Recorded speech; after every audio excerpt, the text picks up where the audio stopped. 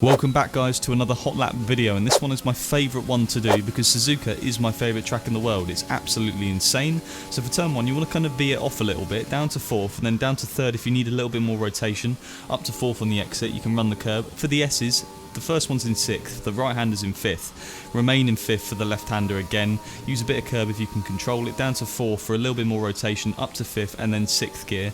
Dunlop, the left hander up the hill, is flat in 6th, shift to 7th on the exit, then up to 8th before Degner 1, use all the curb in Degner 1, down to 7th, and then you want to kind of straight line the braking for Degner 2, keep the minimum speed up and use 3rd just to get a bit more rotation. For the hairpin, we go in quite hard and we hug the apex really tight.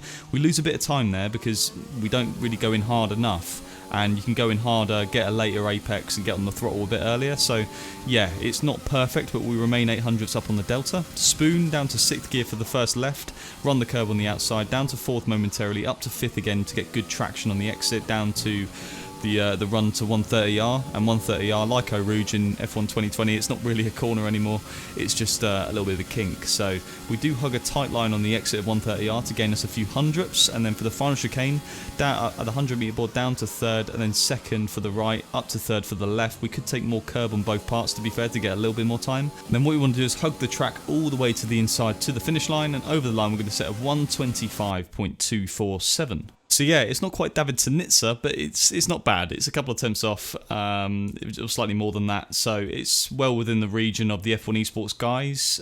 Setup wise, it's a bit different, so it's 4.5 on aero, transmission 50/60, geometry 2.6, 1.1, 05.2, suspension 4.8, 9.9, 3.4.